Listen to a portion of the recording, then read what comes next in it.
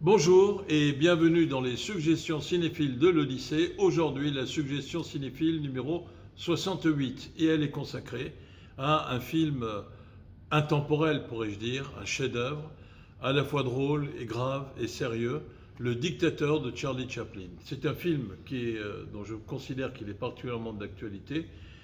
Aujourd'hui, c'est l'honneur de la société américaine que de l'avoir rendu possible, même si ça n'a pas été sans difficulté. Et le discours final, il est toujours d'actualité.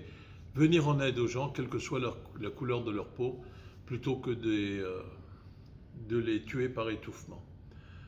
Comme c'est malheureusement l'actualité tragique qui existe aux États-Unis, capable du meilleur comme du pire, cette société.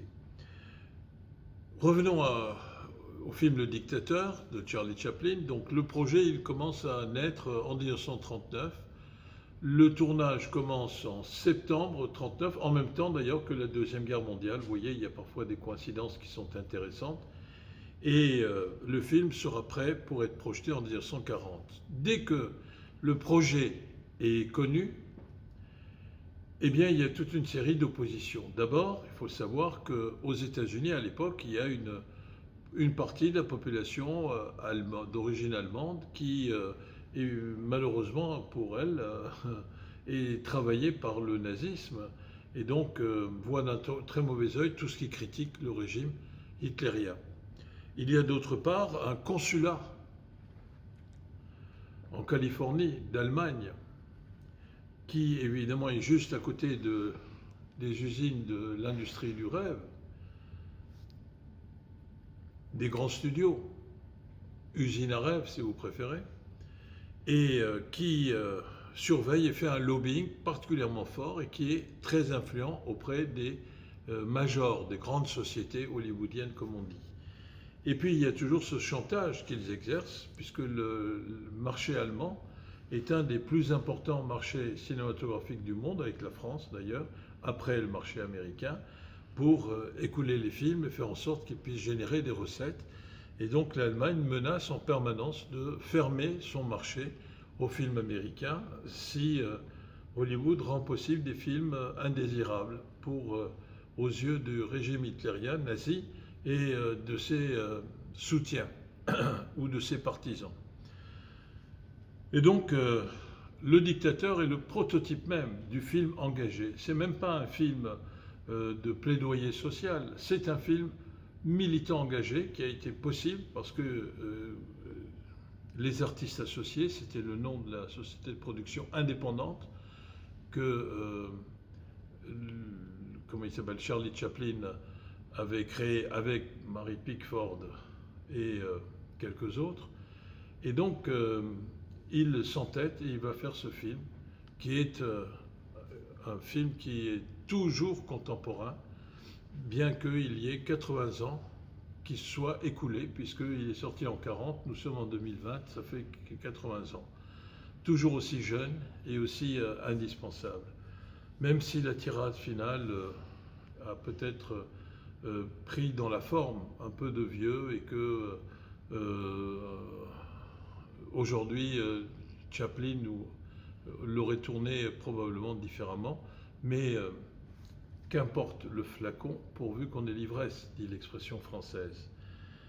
Alors, ce film, il met en parallèle deux personnages incarnés ou joués par Charlie Chaplin lui-même, un petit barbier juif, d'une part, et un grand vilain, méchant, ridicule, mauvais, comme un petit gosse, enfin un adulte tressé, un sale petit gosse, si vous voulez, qui s'appelle Hinkel, ce dictateur. Alors, le barbier juif, c'est un des anonymes, des modestes, qui font l'histoire sans que se souviennent d'eux. Ils sont toujours dans l'ombre. Ceux qui soufflent dans des verres vides que d'autres boivent plein, pourrait-on dire, ou aurait pu dire Georges Jaurès.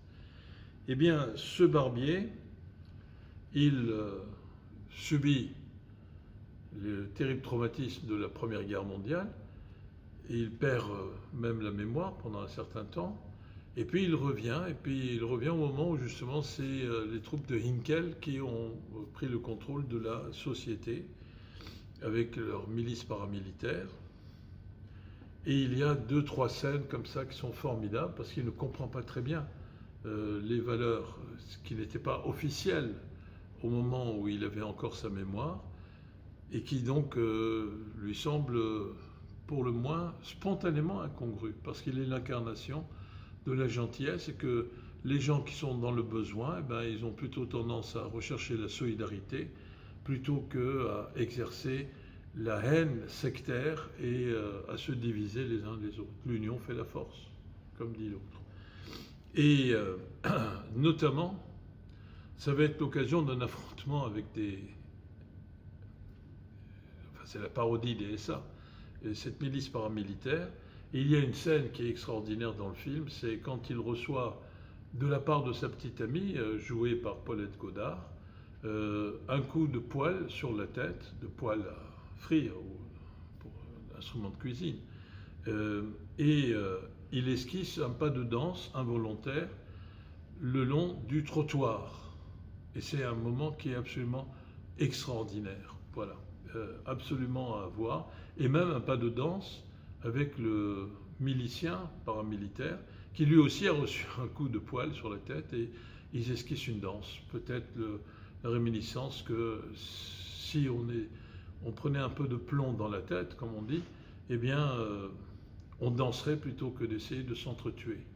Enfin, pas les deux s'entretuer, mais c'est le parodie du SA qui essaye de tuer le barbier juif, bien sûr.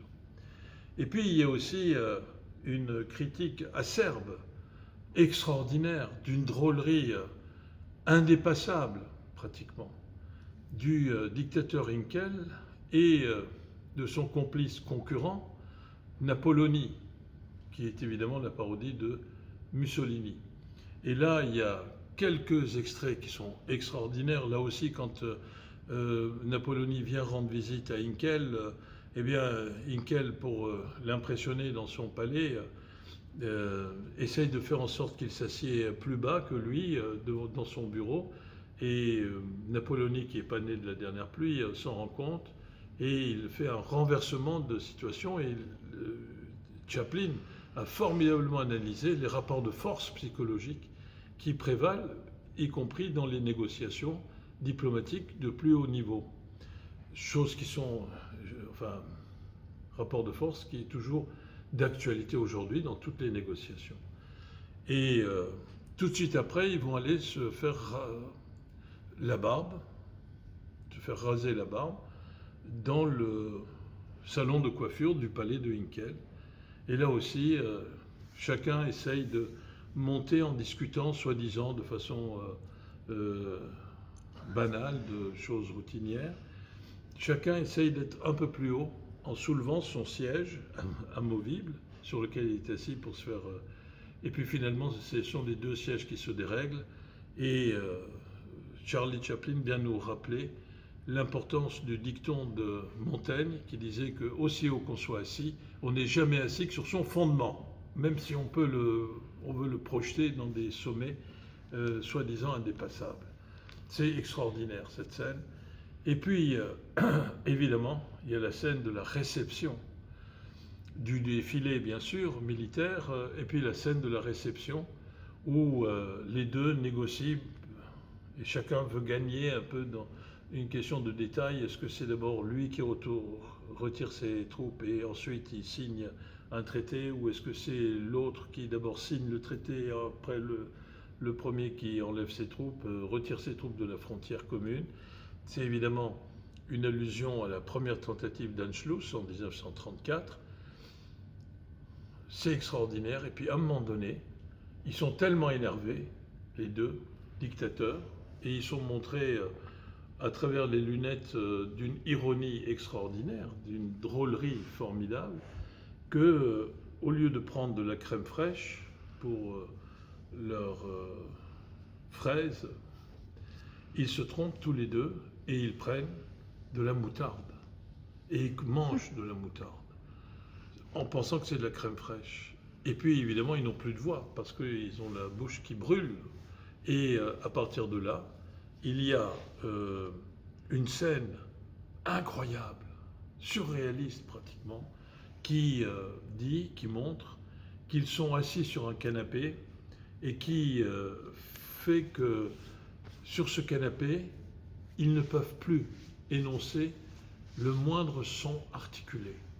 Des grommellements et des gesticulations plus ou moins muettes.